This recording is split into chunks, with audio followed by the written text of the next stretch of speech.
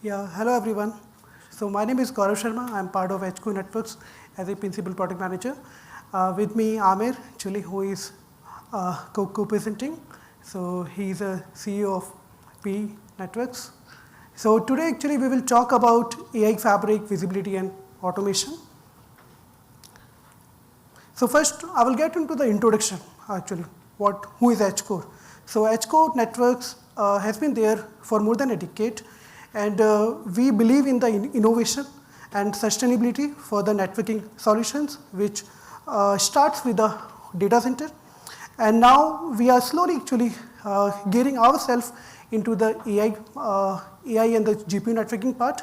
So we have got actually end-to-end switching and got our own server based on actually Gaudi 2 and working on Gaudi 3. Okay, so our whole objective and the long-term strategy to be a differentiator as an open networking solutions, as we are actually one of the leader in the open-end networking, and we also part of different forums like OCP, SONiC community of course, and TIP and other.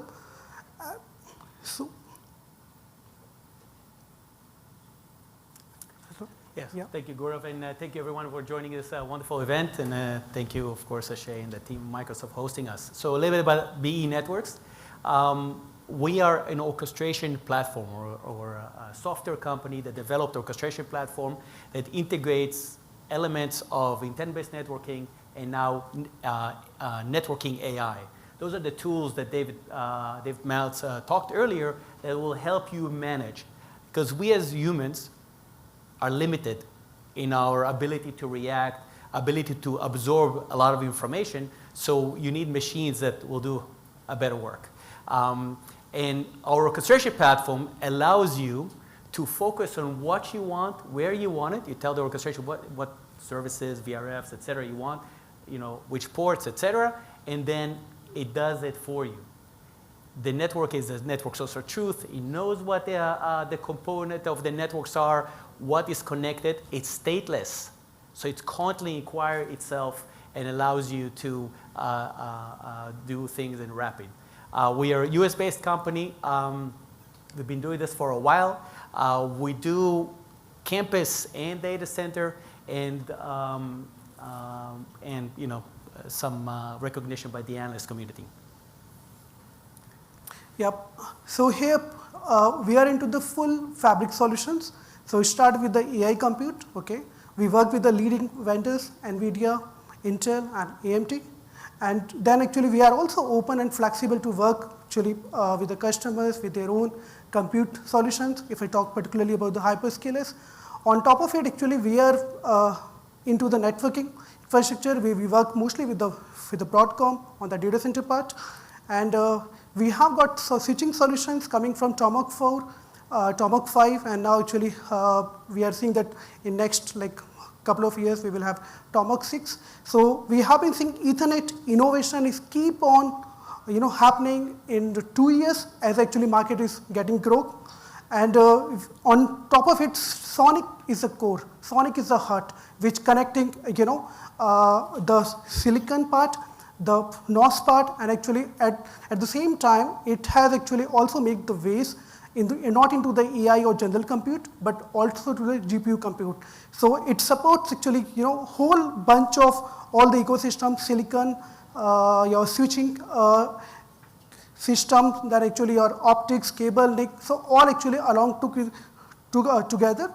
And SONiC actually keeps this innovation keep on going on into the networks. And on top of it, we definitely need a kind of a tool, or you can say the controller, which can give you visibility and the automation. Because this AI network, we can't go with the traditional methodology to troubleshoot, to monitor the network. We need to have a very faster and innovative solutions wherever we have this controller to be. So I actually thank you, sir, for taking all these points earlier. So whomever bumped it up, you owe me. So actually you can, sort of covered all these points. And a lot of this, for those who know me, I like to say that AI is a big BS right now. There's a lot of FUD on that, and everybody is chiming at this. It's all fueled by NVIDIA to make a lot of profit, selling stuff for people who don't need it. But it's not a popular opinion by many, but it is true that there is no business yet for AI. It will come. But we here need to do a better business. And better business is not a single vendor. So Ethernet, for all these things that Saurabh said, has one thing that is more important than all. It's a multi-vendor. It gives customers options to go.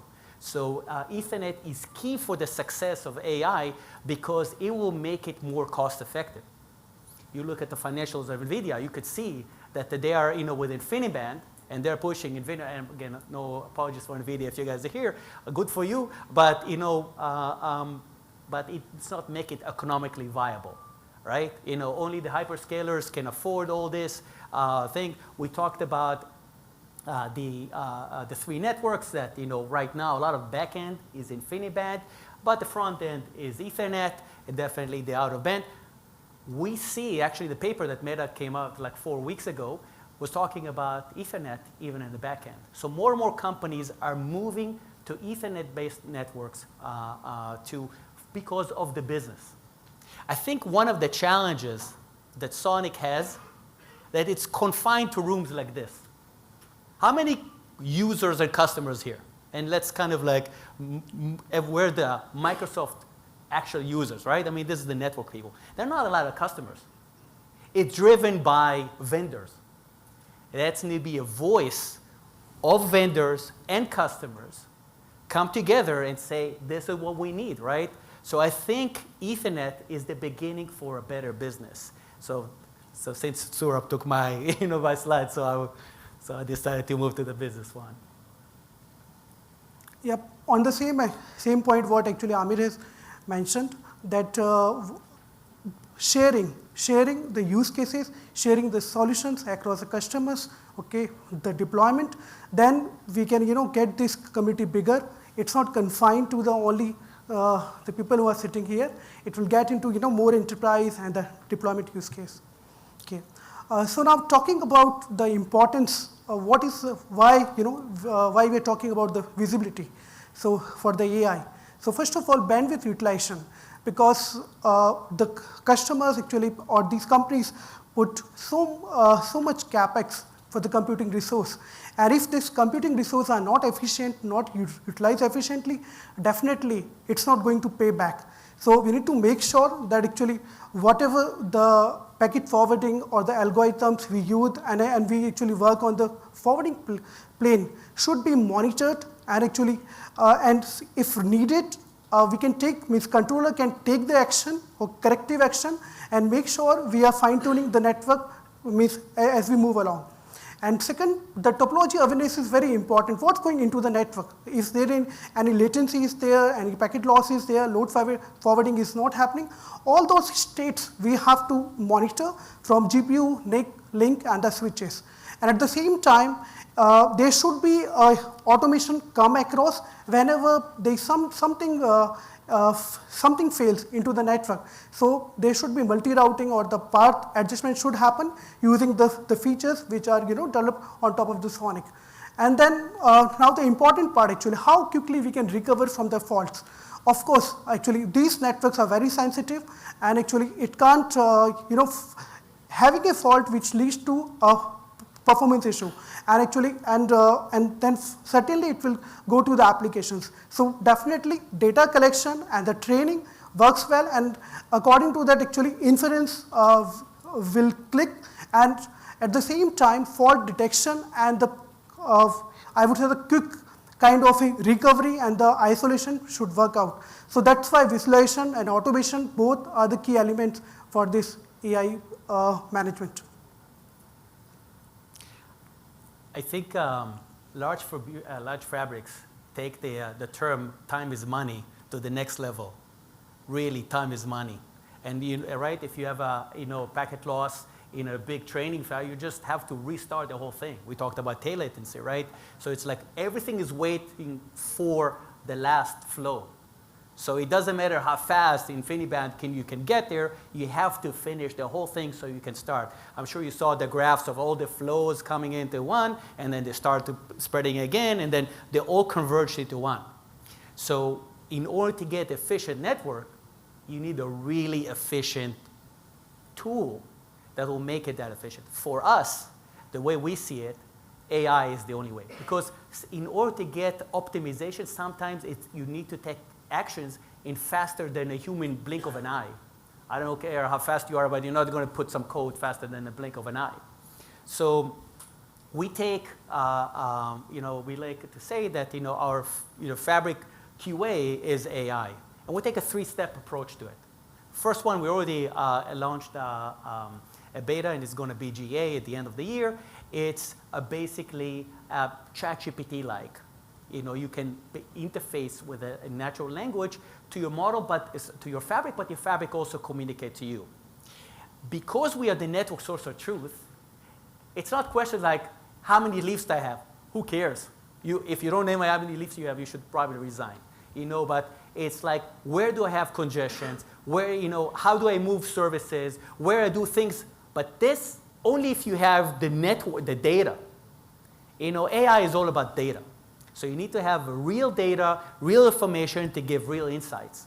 So we use Llama 3, but other models, and we constantly changing the models, right? Because now you have a model that's good, tomorrow you're going to have a model that is better. So you are constantly changing that, and you can see that. The next level is anomaly detection. I learned in the military many years ago the difference between smart and a clever. Then smart doesn't get situation, a clever can get out of, right? So you always try to avoid the problems, not how I solve a problem, just avoid it, right? So if I constantly monitor the network, before it gets to the threshold, right? We network operators it's all about thresholding, alarms, etc. It's too late if you get an alarm. You're late. You're late to the party. So our model will constantly monitor optics level, temperatures, etc., correlate that with outside temperature, correlate it to other things, industry chart, the MTBF, getting all of that using RAG, right?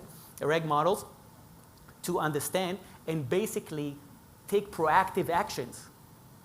This port, I can see it's not flapping yet, but I know the aggregation, and I'm going to, do a ticket to replace that and move services automatically from that port to another available port and to prevent a problem. So you get that. And then last but not least, the observability. And it's not observability like, oh, this is what I have. It's like, this is what's going to happen, and here are the steps I recommend, the AI, recommend you take. So we are working towards something called autonomous network. Bad for network engineers, right? But you'll see in my next talk, network engineers will be like travel agents like 20 years ago. It's going to disappear.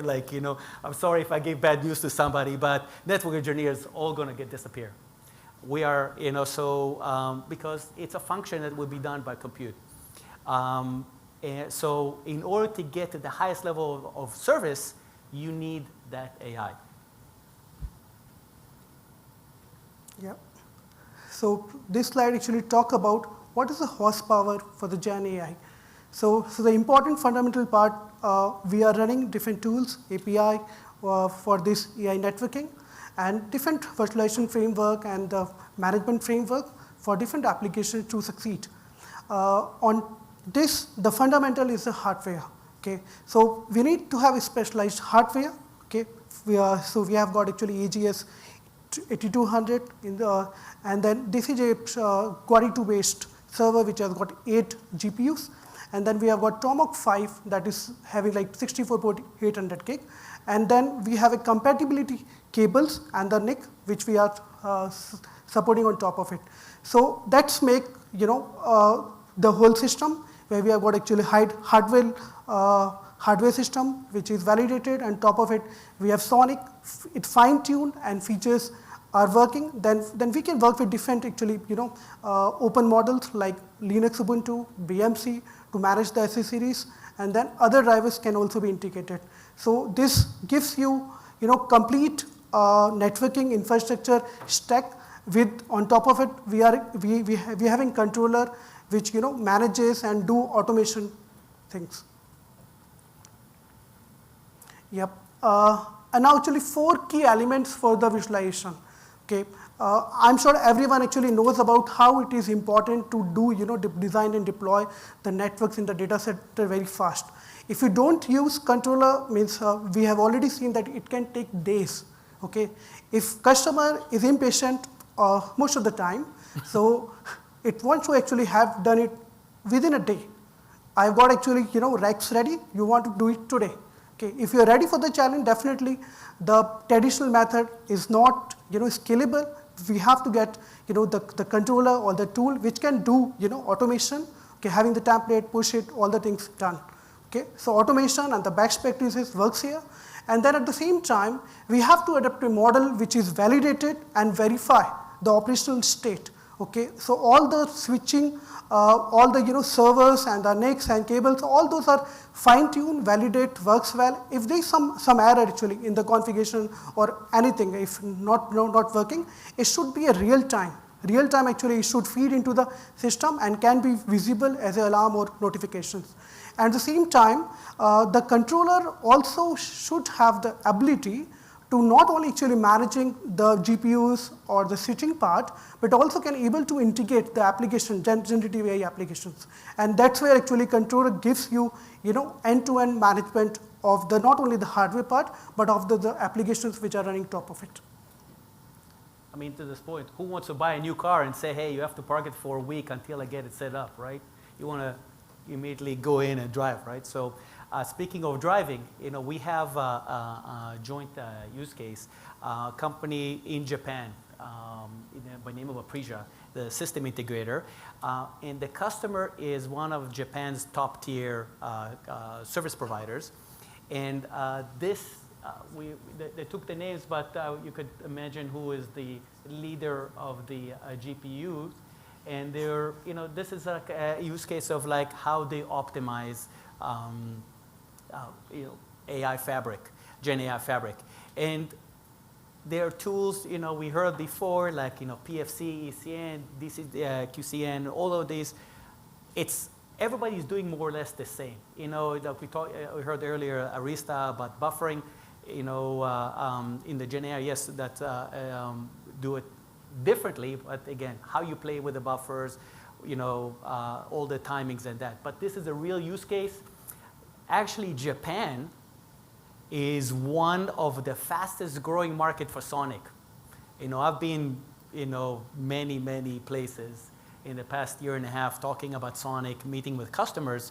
And again, my next presentation, I think there's met probably more than 100 customers.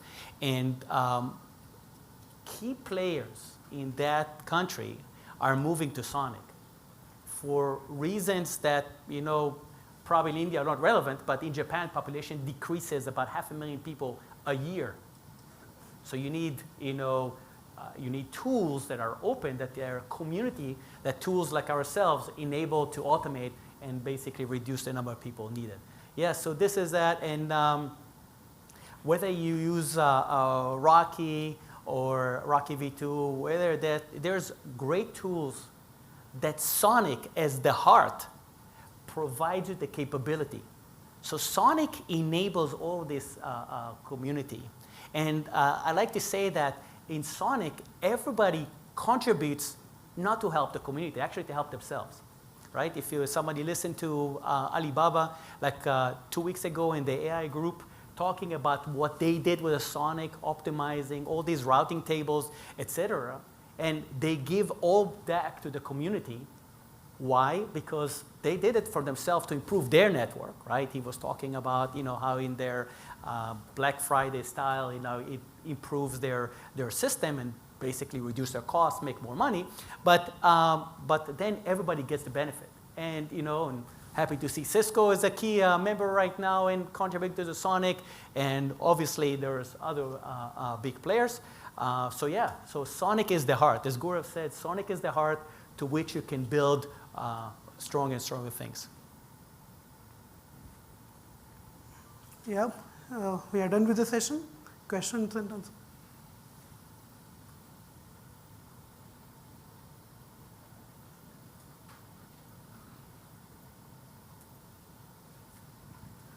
So it's nice to see someone talk about how they are convincing customers in moving to SONiC. So can you also share more insight into other customers who are refusing to move to SONiC? Yeah. And the reasons that they are quoting. Honestly, dinosaurs, right? They are used to do that. They have 6 pins and they're CCIE with like 4 digits and that's it. They're Cisco, doesn't matter what. But I told them, I'll meet your replacement in 2 years, so you can, open networking is something more powerful than any company in this, so if you are not going to jump on the open networking, you have a problem, so, and the customers, some of them are, they want a solution. They don't want to put it together. When you go to a restaurant, you tell the chef, hey, bring the tomatoes, bring this, let me, I'll make my own dish. No. You want a solution that's tailor-made. So we as a community need to have more of that. You saw Saurabh was talking about validated design. Dell is really good at like, hey, we tested it. It works, storage, compute, network. So us try to convince the customer. I tell customers, instead of 1 throat to choke, you're going to have 3, at least 3, right? There's the hardware, the SONiC, and the orchestration. Not always easy. Not always easy. So have you successfully managed convincing anyone to move to absolutely. SONiC? Absolutely. So I tell people 3 reasons to move to SONiC. 1, business resiliency. What does it mean? There was a company 2 years ago, you had to wait 18 months to get a product, right? And that's the market leader. So what happens if you all, you're going to put your business on hiatus for, for a year and a half? I know customers bought on eBay. Ask the Iranians what happened to them when they buy on eBay, So you need to have options, not rely on one. Okay, so so having options improves your business resiliency. The second thing is business agility. It doesn't matter how good a company is developing a NOS, it's not as good as the biggest companies pulling all their resources together, right? Microsoft did an amazing job giving this NOS to the community. But why did they do that, right? It's like, it's not for the Nobel Prize, right? It's like, hey, if the community will build something bigger and better, all these features that, Alibaba is like, for example, on the routing, segment routing version 6, right? All these innovations. So having bigger companies add more features faster. You saw in the, Microsoft was talking about, 37 features they introduced in Lata. Which kind of other NOS company can do that? Last but not least is better business. I have a Fortune 500 company, they're going to save 50%. 50%. No, so all these guys, you go to a meeting, first thing they say, hey, we're X shop. I'm like, good, good luck to me, right? We are, we are here because my manager told me to. I'm like, okay, fine. And then after I just shared with Saurabh an email from the guys, hey, I did all of this. Thank you so much. I don't need your support anymore. So I got it. So the idea is help them understand it's better business. Networks today are dependent on individuals. But the problem is what happened to that individual if he's hit by a bus? It's not fair. It's actually not fair for the organization you work with. You have to have a tool that knows everything, that everybody is replaceable. Challenging still. Hey, sorry. What? Sorry, what was that?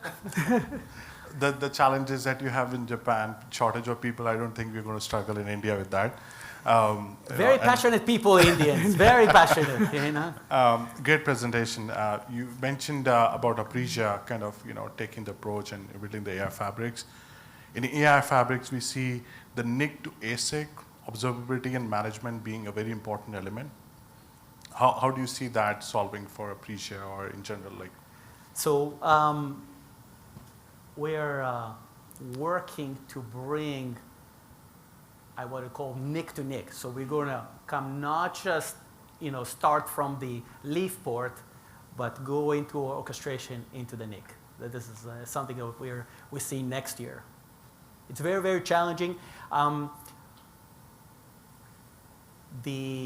It seems that this market kind of consolidated a certain vendor before, when you have a bifurcated market, it's challenging, but it seems that the world kind of picks certain vendors and we're going to have 2-3 players. So for us, it's very difficult to try to cover everything, but I agree with you. You need to get the optimization for the NIC, not just from the switch. Yep. But at the same time, actually, if that GPU OEM is using Ethernet-based NIC, that makes our job easy, right? We can actually, using some APIs, we can fetch the data, collect it, and monitor it. If it's something not Ethernet different, then actually challenges. A correction, easier, not easy. Nothing is easy. Yeah, this is Jay from Broadcom. Nice presentation. So I have a question on the beyond edge. So are you focusing mainly on the AI side of it, on the automation, or generally provisioning the enterprise and data center networks? Oh, we go where the money is. So 62% of the ports sent on an annual basis actually in the campus. So we do orchestration. We have about 300 customers in the campus. We do orchestration. And AI is my least of priorities. Again, I'm sorry, we're talking about AI, things like that, but AI right now is the hyperscalers, very few startups that are doing fabrics. Yeah, it has a lot of promise, but today, when you look at where the dollars are spent, without the hype, it's in the large fabrics, private cloud. You heard Hock Tan talking 2 days ago about private clouds.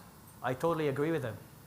Private cloud, people realize that hybrid cloud, private cloud is a good solution today for some of the things that they need. Again, we are sure, so sorry, but yeah. Okay, so in that sense, B is already actually doing orchestration and provisioning on the campus networks. Okay. So obviously trending is over the SONiC, you have a controller and you are using GNMI. Correct. The backend. Yes, we use GNMI. So we are agentless solution. If you want, we can talk about it later, but we are agentless solution, and we are multi-vendor. Actually, today, I orchestrate more Cisco's than anything else. And we have different protocols to manage different hardware. Oh, okay. So you have a centralized controller, you don't need an agent on the switch. Correct. And use GNMI as... No, Cisco, we use CLIS and SNP. We don't use SNMP in the backend. Yeah. Okay. Okay. It's good to see that the orchestration agent running on the top of SONiC. Thank you. Yeah, thank you. Amir, Gaurav, thanks. Thanks for a lot of insights.